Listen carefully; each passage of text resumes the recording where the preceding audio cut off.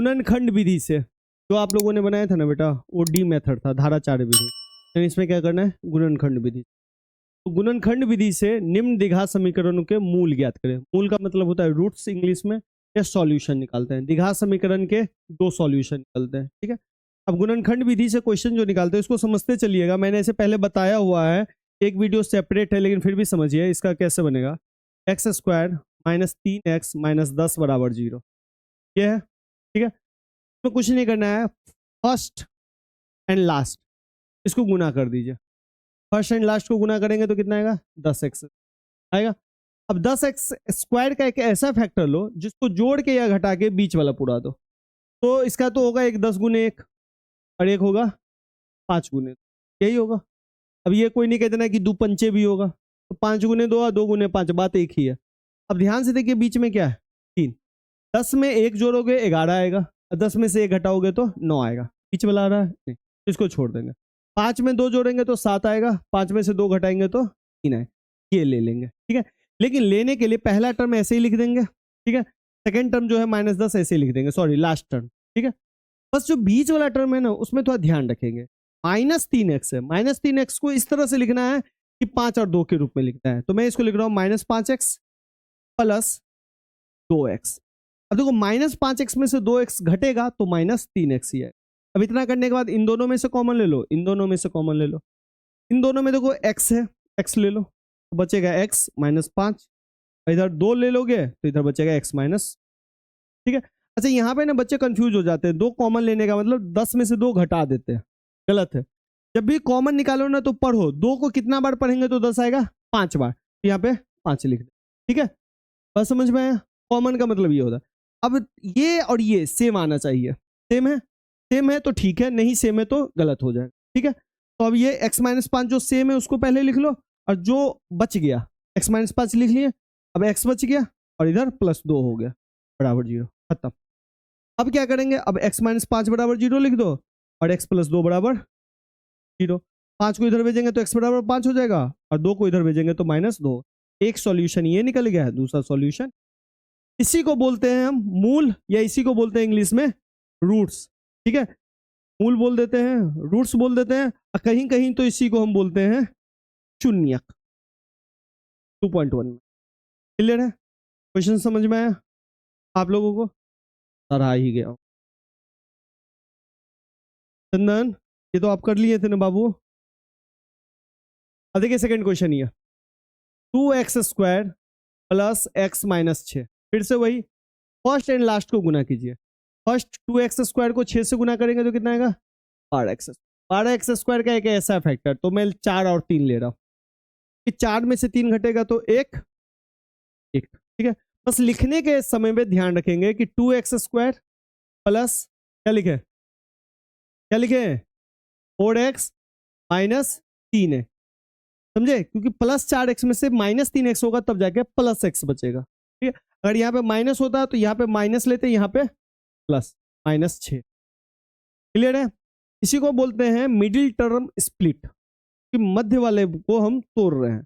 अब इन दोनों में कॉमन लो, इन दोनों में देखो, इन दोनों में कॉमन लोगी, 2 यहाँ भी है 4 यहाँ है, तो 2 दूनी 4, 2 आ सकता है, x² x आ सकता है, ये हो गया आपका x + 2। इधर देखो दोनों जगह माइनस है, दोनों जगह माइनस है तो माइनस कॉमन लेना पड़ेगा और 3 कॉमन लेना पड़ेगा, तो 3 निकल गया तो बचा x, माइनस में से माइनस निकल गया तो बचा प्लस, 6 में से 3 निकल गया तो 2। मैंने बोला था निकलने का मतलब घटाना नहीं, 3 दूनी 6 ऐसे पढ़ो, बराबर 0। इधर हो गया x + 2 और इधर हो गया 2x - बराबर 0, तो लिख देंगे x + 2 बराबर 0, इधर लिख देंगे 2x - 3 बराबर 0। x बराबर हो गया -2, इधर हो गया x बराबर 3/, लीजिए खत्म, कोई दिक्कत, अनम समझ में आया। तो क्वेश्चन हो गया। अब रूट वाला थोड़ा सा देखो, थर्ड क्वेश्चन देखिए, √x² + 7x + 5 रूट, फिर से वही फर्स्ट एंड लास्ट को गुना कर रहा हूं मैं, √2 × 5 रूट, ठीक है। एक्स स्क्वायर लगा देंगे, √2 को √2 से करेंगे तो 2, फिर इधर बच गया 5। ठीक है, 10 का फैक्टर ऐसा जो 7 आ जाए, और आप सब जानते हैं 5 दूनी। क्लियर? तो √2 एक्स स्क्वायर, लेकिन बस आपको यहाँ पे ना 5x + 2x नहीं लिखना है, 2x + 5x। आपको हो गया ऐसा क्यों भैया, आपने ऐसा क्यों किया? तो इसका एक ही कारण है, 5 को इस 5 के साथ रख दिया जिससे कॉमन लेने में दिक्कत ना हो। अब देखिए 2 को √2 को √2 से गुना किए तब कितना है?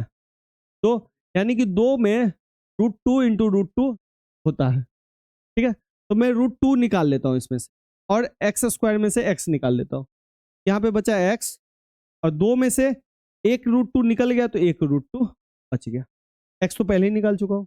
अब आइए +5x प्लस, फिर से जो एक जैसा है x + √2 को एक साथ, और जो एक जैसा नहीं दिख रहा है √2x + 5, इसको x + √2 = 0, और √2x + 5 बराबर, √2 को इधर भेजेंगे तो x - √2 हो जाएगा, और इधर भेजेंगे x बराबर, तो 5 को भेजेंगे तो पहले -5, और √2 गुना में है तो नीचे में। क्लियर है? चौथा क्वेश्चन है 2x² - x + 1/8। अब देखिए इस क्वेश्चन में ना पहले इन दोनों को गुना करने से पहले आपको क्या करना पड़ेगा, थोड़ा सा काम करना पड़ेगा, एलसीएम लेना पड़ेगा। एलसीएम लीजिएगा तो 8 आएगा। ठीक है, तो नीचे में 1 है, 1 है, 8 दूनी 16x² - 8x + 1 बराबर, अब इसको क्रॉस मल्टीप्लीकेशन कर दीजिए, ये 8 0 से गुना हो जाएगा और ये 1 से गुना होगा, तो 16x² - 8x + 1 बराबर, अब यहां से करना कैसे, तो वैसे ही 16x² 1। ठीक है, लेकिन एक चीज और ध्यान से देखिए, तो इसमें ना फैक्टर करने की जरूरत ही नहीं, एक चीज आप और कर सकते हैं, 16x² को मैं 4x का होल स्क्वायर लिख सकता हूं, 1 को मैं 1 का होल स्क्वायर लिख सकता हूं,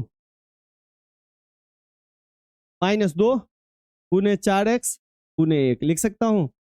अब देखो ये a - b का होल स्क्वायर आ गया, a² + b² - 2ab, और ये होता है तो हम लिखते हैं 4x - 1 का होल स्क्वायर बराबर 0 बराबर, अब ये स्क्वायर हटता है तो इधर 0 लग जाता है, और इधर आ जाता है x बराबर, अच्छा सॉरी 4x - 1 बराबर 0, x बराबर 1/, तो 2 सॉल्यूशन हो गया, 1/4 एक और होगा, क्यों? क्योंकि स्क्वायर वाला टर्म है तो स्क्वायर में 2 सॉल्यूशन।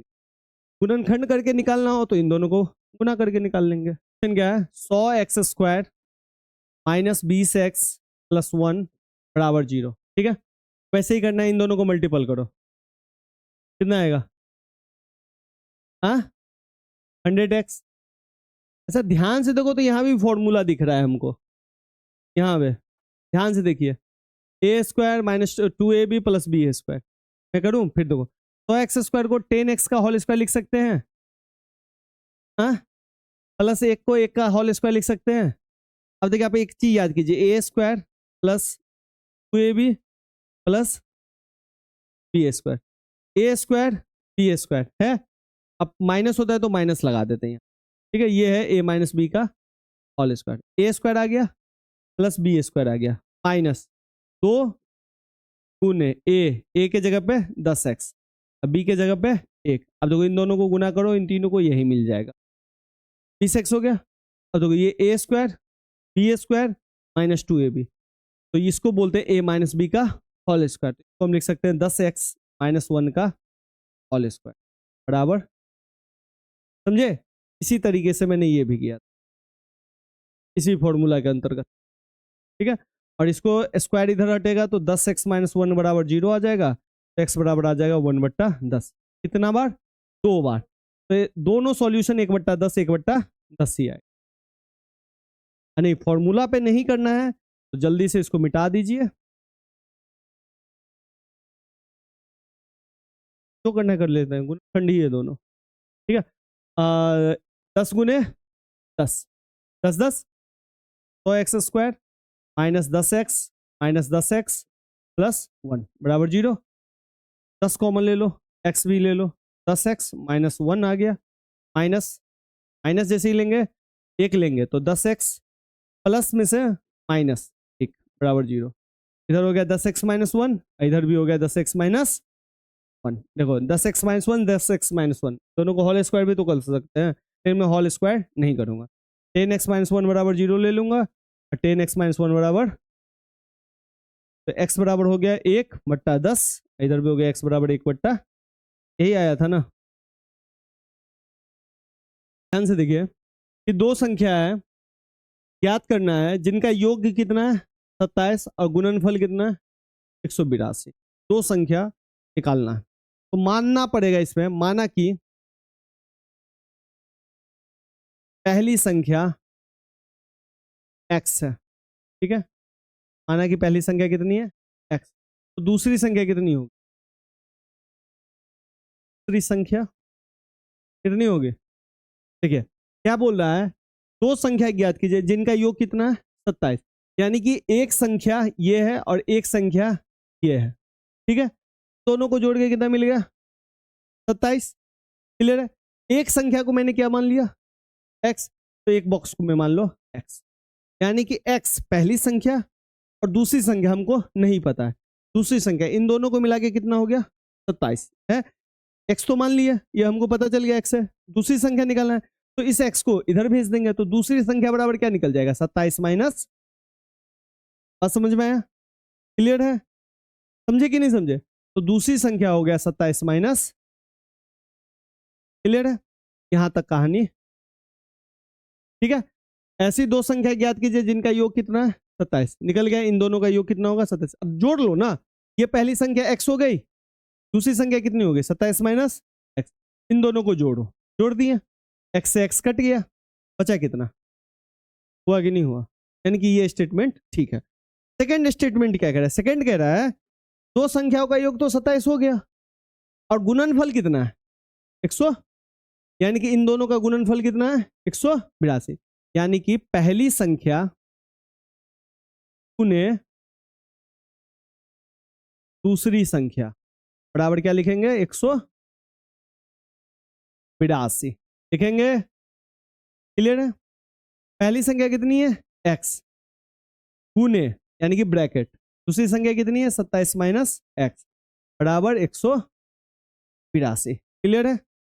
अब आइए देखिए, x को 27 से गुना कीजिए 27x, x को इससे गुना कीजिए माइनस x बराबर 182। ठीक है, समझ गए। अब देखिए इस माइनस एक्स स्क्वायर को इधर भेजिए, 182 माइनस एक्स स्क्वायर इधर जाएगा तो कितना आएगा प्लस एक्स स्क्वायर, 27x क्योंकि प्लस में इधर जाएगा तो कितना होगा माइनस 27x, इधर कुछ नहीं बचा तो अब इस टर्म को मैं इधर लिख रहा हूँ, ठीक है, लेकिन सजा के लिखने का मतलब एक्स स्क्वायर पहले लिख लूंगा, फिर माइनस 27x लिख लूंगा और फिर प्लस 182 लिख के, ये हो गया आपका समीकरण। अब इसको कैसे सॉल्व करना है, बिल्कुल वैसे ही, इस पूरे क्वेश्चन में आपका सारा झंझट है समीकरण पे लाने पे। एक बार आपका समीकरण आ गया तो आपके लिए कोई दिक्कत नहीं। क्लियर है। अब एक चीज और है जो आपको समझना है कि समीकरण तो आ गया, इसको दो मेथड से सॉल्व कर सकते हैं, एक गुणनखंड से, तो गुणनखंड तो बड़ा आसान है और अभी तक हमने सारा क्वेश्चन किससे देखा गुणनखंड से, ठीक है। इस क्वेश्चन को मैं ना डी मेथड से बताता हूं जिसको हम बोलते हैं धारा 4, ठीक है। अब ये इसी इक्वेशन से हमको सॉल्व करना है, आते हैं थोड़ा सा। अब देखो बाबू, एक्स स्क्वायर माइनस 27x है, ये होता है a x square plus b x plus c बराबर 0। ए के जगह पे क्या दिख रहा है 1, क्योंकि एक्स स्क्वायर की जगह एक्स स्क्वायर, तो ए के जगह पे 1। बी के जगह पर क्या दिख रहा है माइनस 27, सी के जगह पे क्या दिख रहा है तो 82, ठीक है। धारा 4 विधि में ना सबसे पहले आपको डी निकालना पड़ेगा, क्या निकालना पड़ेगा डी, और डी का जो फॉर्मूला होता है बी स्क्वायर माइनस, क्लियर है, ठीक है। तो डी निकालिए, तो बी स्क्वायर कितना होगा माइनस 27 का स्क्वायर माइनस 4, ए का मान 1 और सी का मान 182। 27 का स्क्वायर कोई बता सकते हैं, गलत, मेरे हिसाब से इतना होना चाहिए, हाँ ठीक है, देख लेना इसको। 8 18 चौके 72, 728 हुआ, 729 में 728 घटेगा तो कितना आएगा 1। डी का मान कितना निकल गया, ये तो डी का मान निकल गया, लेकिन हमें निकालना है किसका एक्स का मान। एक्स का मान का दो फॉर्मूला है यहाँ से, एक्स बराबर minus b plus root d बटा 2a minus b minus root d बटा 2a। एक याद करो, बस प्लस की जगह माइनस लगा, कहानी खत्म। अब देखो माइनस बी का मान कितना है, बी का मान -27, तो ये माइनस फॉर्मूला वाला और ये -27 प्लस रूट डी का मान 1, तो ए का मान 1। ये सेम चीज ऐसे ही उतार दो, बस ध्यान रखना एक जगह क्या डाल देना है, प्लस। कहाँ पे, अच्छा ओ इधर माइनस होगा, ठीक है ठीक है, माइनस माइनस प्लस। देखो ये दोनों माइनस एक साथ नहीं रह सकता है, इसीलिए माइनस माइनस प्लस होता है। वो भुतनी क्या की हुई थी, यहाँ वाला माइनस यहाँ वाला प्लस को कर दी थी माइनस, ठीक है। प्लस रूट 1 का होता है 1 और नीचे में 2 इंटू 1 2, इधर हो गया 27 माइनस 1, 28/2 और 26/2। इसको काटेंगे तो कितना आएगा 14 और इसको काटेंगे तो कितना आएगा 2 मिल गया। अब आपको चुनना है कि मैं आंसर 14 लूं या 13 लूं, तो इसको चेक कीजिए। दो आंसर मिला है ना, 13 और 14। अब देखिए यहाँ पे चेक कीजिए, अगर यहाँ पे 14 लोगे तो x का मान 14, यहाँ पे लो 27 माइनस 14, 27 में 14 घटा तो कितना है 13, एक 13 और एक 14। दूसरा लो 13 लोगे यहाँ पे, 27 माइनस 13 कितना हुआ 14, यानी कि दोनों ही सॉल्यूशन आपका सही है, क्योंकि एक 14 लोगे तो दूसरा 13 आएगा, दूसरा 13 लोगे तो दूसरा 14 आएगा। मतलब दोनों सॉल्यूशन इसमें फिट बैठ रहा है, इक्वेशन में जो फिट बैठेगा ना वो सॉल्यूशन आपका हो गया। तो इस सवाल का सॉल्यूशन 13 भी है और 14 भी, ठीक है। तो ये आप अपने हिसाब से, तो पहली संख्या 13 हो गई, दूसरी संख्या 14 हो गई, यानी कि पहली संख्या दूसरी संख्या को जोड़ेंगे तो कि देखो कितना आएगा 27 आ गया।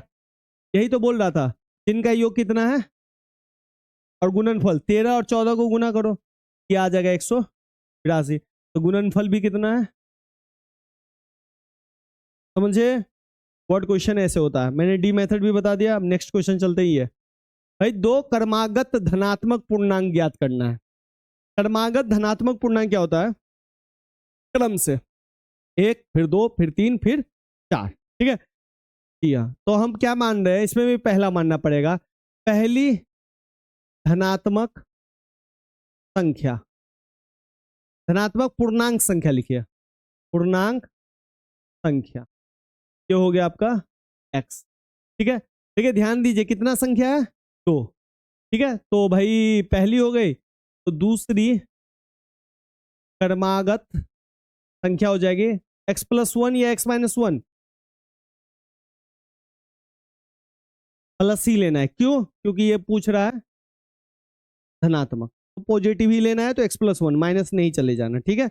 अब ये ध्यान से देखो, यहां तक तो बात कर लिए, अब ध्यान से देखिए क्या बोला है, जिनके वर्गों का योग कितना है तो 65, यानी कि इसका वर्ग करो तो इसका वर्ग हो गया x², इसका वर्ग करो तो इसका वर्ग हो गया x+1 का होल स्क्वायर, इनके वर्गों का योग, योग का अर्थ होता है जोड़, लीजिए इनका वर्ग को जोड़ दिए तो वो कितना आएगा 310 हो गया।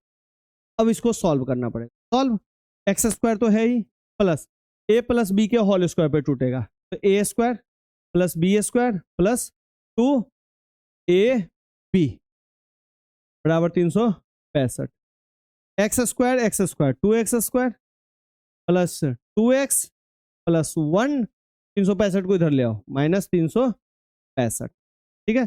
2x² प्लस 2x, ये घटेगा तो कितना आएगा -364। अब भी मैं दो कॉमन ले रहा हूं, सब में देखो दो है, दो कॉमन लूंगा तो x² प्लस x माइनस 182 बराबर जी, x² प्लस x माइनस 182, इन दो को इधर भेज दिया तो ये हो गया। देखो तो पहले का क्वेश्चन की तरह आ गया, इक्वेशन सॉल्व करना है, इस बार मैं फैक्टर से कर रहा हूं, किससे, फैक्टर से, ठीक है। देखिए भैया यहाँ पे है x² प्लस x माइनस 182,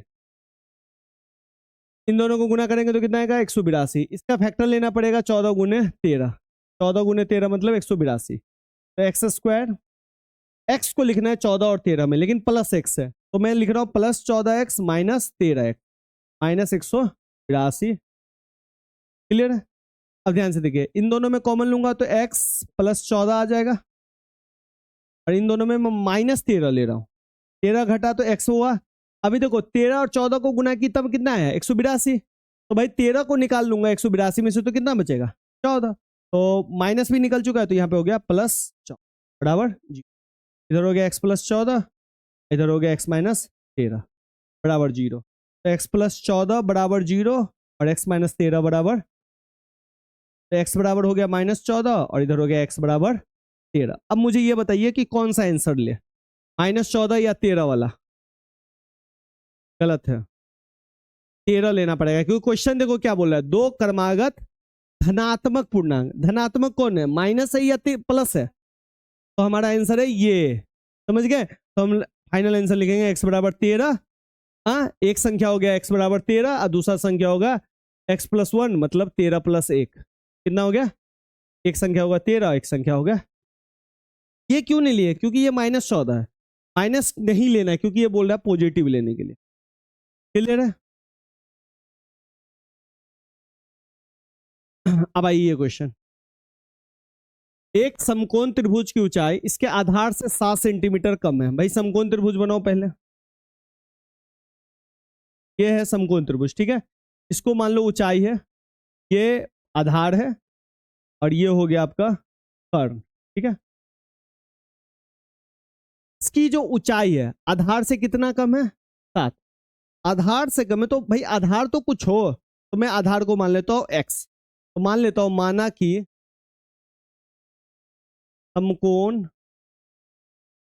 या समकोण त्रिभुज का आधार बराबर x, क्लियर है। समकोण त्रिभुज का आधार x, तो ऊंचाई कितना हो जाएगा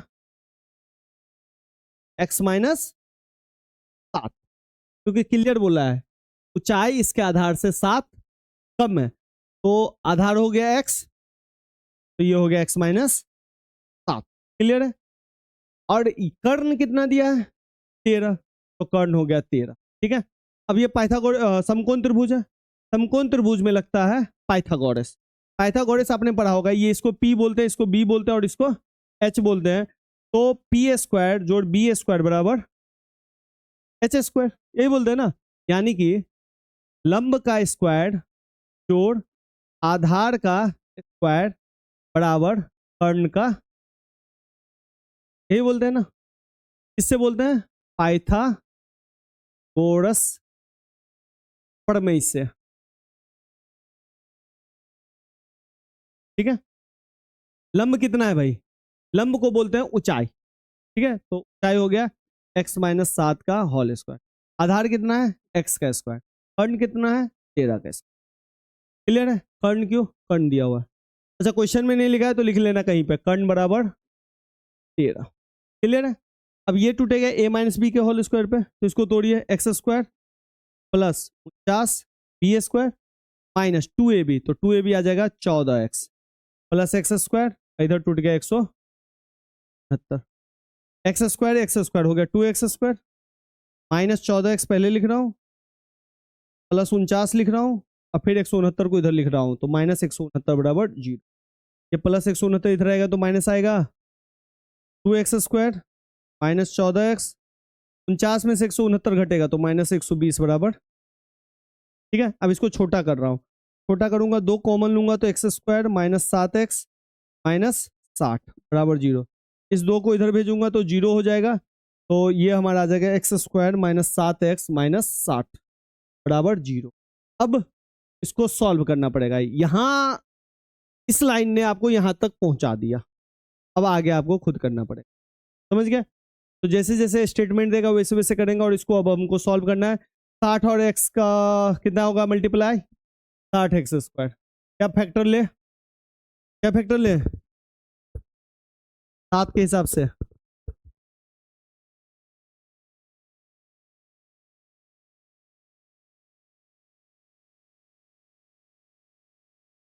जल्दी तो नहीं किया ना, हाँ हाँ, 12 पंचे, 12 पंचे 60 नहीं ले सकते हैं, तो x square minus 12x plus 5x minus 60 बराबर 0, x minus 12 plus 5 x minus 12 बराबर 0। एक्स माइनस 12 एक साथ और एक्स प्लस 5 एक, एक्स माइनस 12 बराबर 0, एक्स प्लस 5 बराबर 0। तो एक्स बराबर हो गया 12 और एक्स बराबर हो गया -5। माइनस वाला आंसर या प्लस वाला आंसर?